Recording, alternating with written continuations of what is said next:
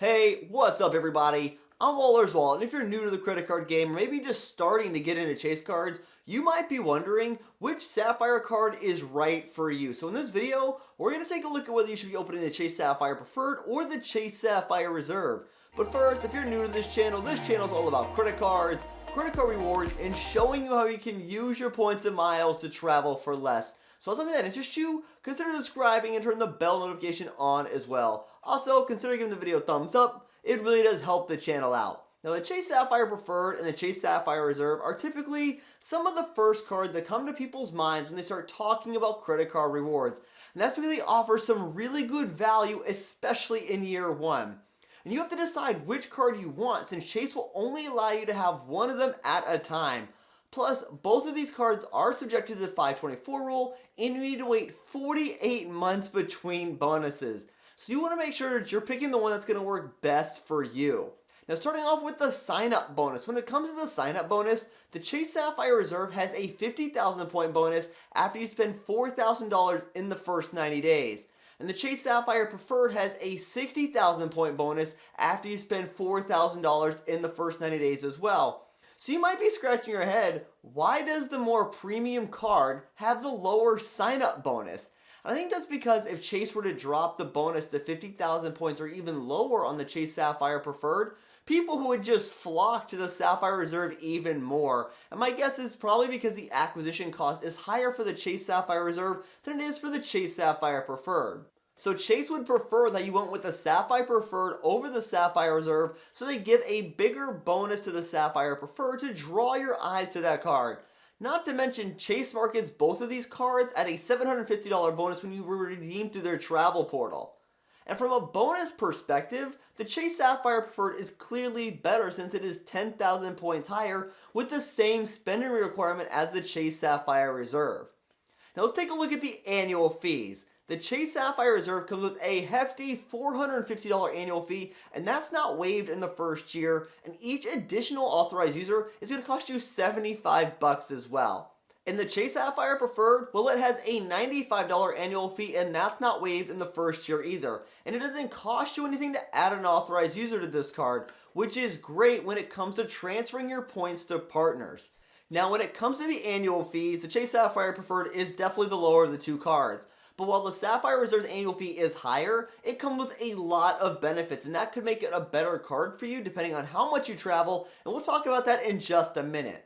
Both of these cards also come with no foreign transaction fees, so they would be really good options to use when traveling abroad. Now let's talk about the earning rates. And the Chase Sapphire Reserve earns triple points on all travel and dining, and then 1 point per dollar everywhere else. And the Chase Sapphire Preferred, well, it earns double points on all travel and dining, and then 1 point per dollar everywhere else. And these two cards are basically Big Brother and Little Brother, and you just can't argue with the fact that 3 is greater than 2, so the Chase Sapphire Reserve is going to be better when it comes to the earning rates. And I really wish we would see this be updated so these two cards would be more complementary cards instead of Big Brother and Little Brother. Now let's talk about redeeming the points. Now when it comes to transfer partners, these two cards are the exact same, and that includes the transfer rates. So there's nothing that separates these two cards from each other. But when it comes to using your points through the travel portal, that is where these two cards start to separate themselves. Because the Chase Sapphire Reserve redeems through the Chase travel portal at 1.5 cents per point, and the Chase Sapphire Preferred redeems at 1.25 cents per point. So if you're someone who strictly uses your points only for transfers, then there's no difference between these cards for this part of the redemption. But if you're someone who looks to use the Chase travel portal, then the Chase Sapphire Reserve is going to be better since it gives you a better redemption value through the portal than the Chase Sapphire Preferred. And at least having the opportunity using the travel portal at 1.5 cents per point is great, because this can be a great option for your points if the fares are lower. Now let's talk about the other benefits on these cards, and this is where the separation of these cards really begins to widen. The Chase Sapphire Reserve, it comes with a $300 travel credit each card member year, a TSA or global entry credit, and you're even going to receive priority pass lounge access. Now, I did want to touch on the travel credit and how it affects the effective annual fee for this card. If you were to look at the Chase Sapphire Reserve on its own, you could say the travel credit brings that effective annual fee down to $150. but when you compare it to the Chase Sapphire Preferred, the effective annual fee is actually about $159. And the reason being for this is that you don't earn any points on that $300 travel credit with your Chase Sapphire Reserve, but you would earn 600 Ultimate Reward points with your Chase Sapphire Preferred. And if you happen to value Ultimate Reward points at, let's just say, 1.5 cents per point, those 600 points would be worth around $9, making the effective annual fee of the Chase Sapphire Reserve, when compared to the Chase Sapphire Preferred, $159. Now, both of the Sapphire products come with travel protections, and the protections on both of these cards are actually pretty good. And while they're both good, there are differences between the travel protections of these two cards, so let's go ahead and take a quick look at them. When it comes to the trip cancellation, the trip interruption, the baggage delay, and lost luggage coverage, the benefits between these two cards are the same, which is fantastic. The benefits that are different between them are the trip delay coverage, the auto rental coverage, and the emergency evacuation coverage. Now, when it comes to auto rental coverage, both of these cards offer primary auto rental coverage, which is fantastic. But the Chase Sapphire Reserve will cover you up to $75,000, and the Sapphire Preferred will cover you up to the cost of that vehicle, but the Sapphire Preferred does have a nice list of vehicles that are excluded from coverage. For trip delay coverage, the Chase Sapphire Reserve coverage kicks in after 6 hours and will cover you up to $500 per ticket. The Chase Sapphire Preferred kicks in after 12 hours and will cover you up to $500 per ticket as well.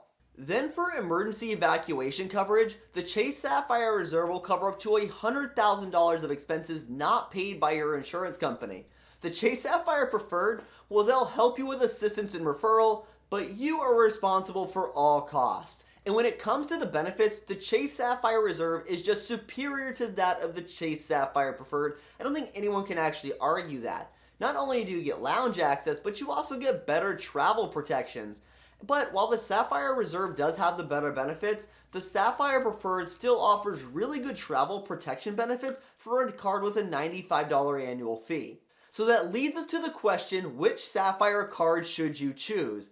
Now, I think if you're someone who travels a few times a year, then the Sapphire Reserve would be the better choice here. You're going to get better earning rates, better travel benefits, and even a better portal redemption value. And since you were probably paying for some part of your travel anyways, the effective annual fee is $159, which is only $64 more than the Chase Sapphire Preferred. But if you're someone who's just starting off in the credit card game and not sure if you're going to travel enough to make the Sapphire Reserve worth it, or maybe you're just strictly looking at these cards for a bonus, then I would think starting with the Chase Sapphire Preferred might be the better option for you. And if you realize you're traveling more than you expected, or maybe you just want the better benefits, you can always upgrade this card a year after having it. And with the Sapphire Preferred's annual fee being lower, you can still move your points at a 1-to-1 ratio to partners. The travel protection benefits have plenty of overlap with the Chase Sapphire Reserve, and the bonus is larger. And this is a good card to get you in the points and miles game, really before moving on to bigger and better cards. So tell me, which Sapphire card do you think is better? Hey everyone, thanks for tuning in this video. If you want to help support the channel, a simple way would be using links on the website or in the description below. And until next time, safe travels and take care.